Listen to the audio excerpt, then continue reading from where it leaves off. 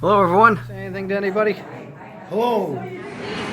Yes, indeed. It's once again time for some consommé de pollo with avocado and carrot, and I can never remember the name of this Mexican vegetable. Well, who wouldn't want their pet to have the best? Go to the Waldorf Astoria. Hello, everybody. Cheers.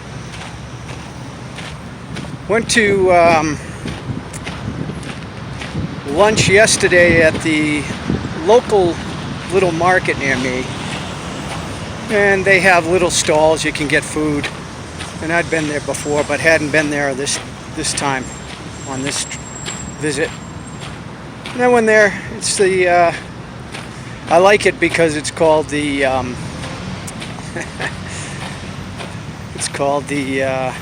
well, I forget what the name of it is, except it has Isabel in the name, and that's my mother's name. So that's why I first went there, because I saw the name Isabel.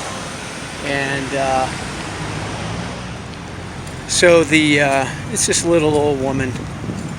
And these type of places, you're gonna get authentic. And authentic means, you know, how do I put this? You know, clean. It will be clean, but it's just really rough and ready, I guess. And it's inexpensive. The breakfast is 45 pesos, which is $2, and it's huevos mexicana, which is just scrambled eggs with. I get it with tomato and onion, and hold the hot pepper, and then they give you some frijoles and some tortillas and a coffee. So all that's for a little bit over $2. And yeah, it's good enough. But you know, you go to a nicer restaurant, then it will be, you know, it will be a nicer place to sit and relax, and if you're with somebody. But if you're alone and you're just looking for something quick to eat, it's a good solution. But while I was there was this woman who you know, was smiling, and you know, she obviously wanted to talk, so I said, oh, hello, or in Spanish, hello, hola, buenos dias. And she asked me where I'm from. And whenever somebody asks where I'm from, I almost always say Ireland. And the reason I do that is it's not a complete lie, but you know, when you're down in Mexico,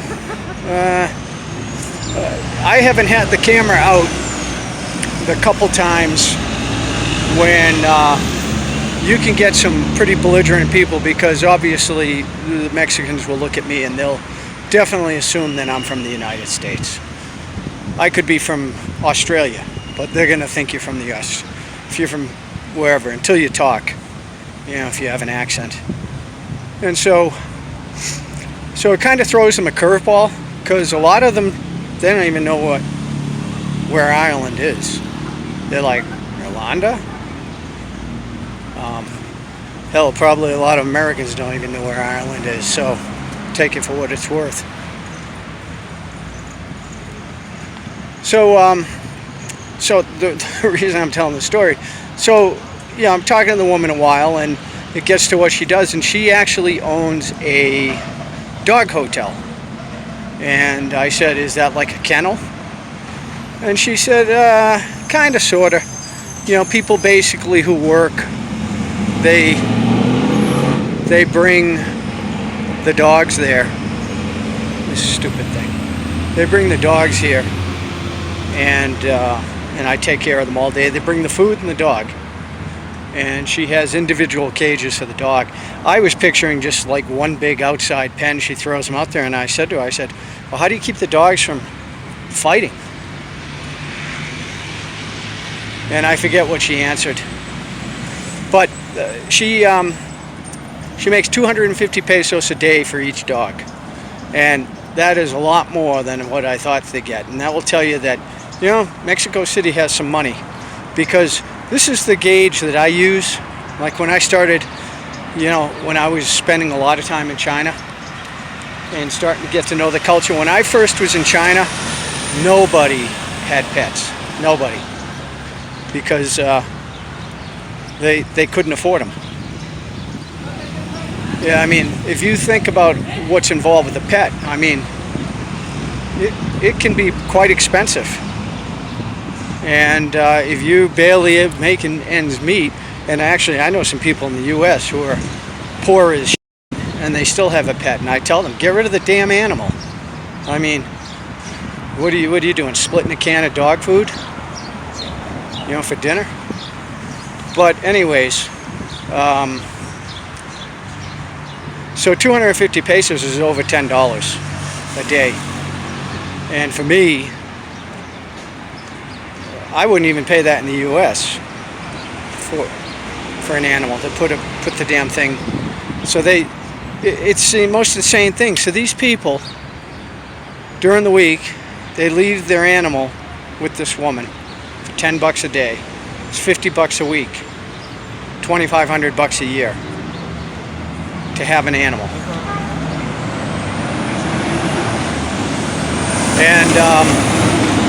And in the U.S., I can only imagine what is in the U.S. What is it? $50 a day, $100 a day in the U.S. Insane. But hey, this is, you know, if this is what people want to do with their money, I mean, I'm not trying to be judgmental from the standpoint that telling what people do with their money. I'm just thinking, do people have so much money that they can, you know, afford to put it into wasteful things like that? And to me it's wasteful, to them it's not, obviously. Alright, that's enough of my rant on that. But now when you're in China or you go to a lot of these countries, you'll see guys and girls, single people, married, you know, everybody seems to have a pet now. These small little foo-foo dogs that they can put in their bags. Another glorious day. You know, this is a great walking path because when the sun is really hot, you know, it gets you out of the sun. Actually, I've shown this before, but I'll show it again since I'm right here. Yeah, I wouldn't call Mexico, a lot of people call it a Catholic country, and I guess it technically is. And right there, see, Pope John Paul II. It's not exactly what I would call Catholic in the traditional sense. A lot of the churches here will have Jesus on display, but they'll have Mary like prominently featured, and it's almost idolatry because obviously, you know, Mary was the mother of Jesus, but she's not God. And so to basically position her like where normally you go in a Catholic church, there's like Jesus or the crucifix front and center. Some of these places will actually have, well, some of these places will have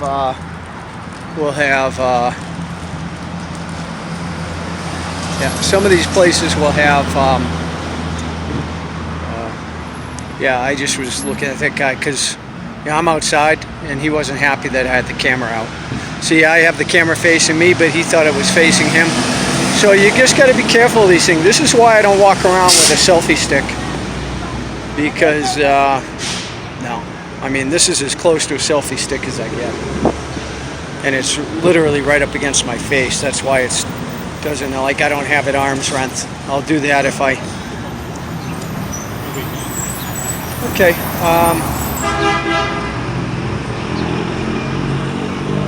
Just looking for dog excrement here. Make sure I'm not stepping in it. Alright, do I want to go in the... Oh, I can't because I have my coffee.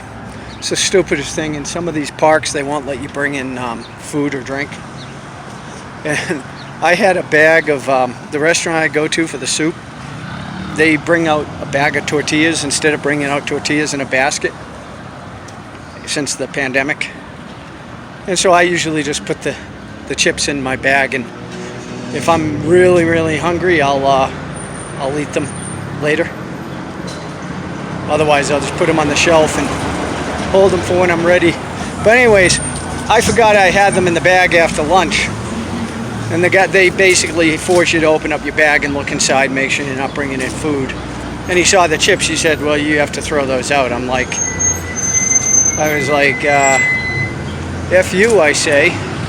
That'd make a pretty good RV, that bus, if it didn't, if it didn't cost 2 gallons per mile to run. Make it into something, but especially with diesel right now, oh, forget about it. If you can get diesel. I was watching the traffic back here because it's the stupidest thing. All these people right here, they're lining up to get their kids at the school. And there's an intersection here. So what they'll do is they'll block the road. And then these people can't get out. And I didn't film it, but there was a woman who was stuck there because these idiots they're just blocking the intersection. And she gets out and she pounds on the guy's window, said, move. He's like, well, I'm in line. She said, well, you can't block the intersection. Touché. What they do. It's a problem in the entire world. Everybody just cares about themselves. They're either listening to music or they're thinking about whatever, and just because they're driving or they're walking or they're doing whatever, they're oblivious. And that's why our world is the way it is. Nobody takes responsibility for anything. They're like, I don't care. Doesn't impact me. Let government do it. You see in the distances, there are dogs.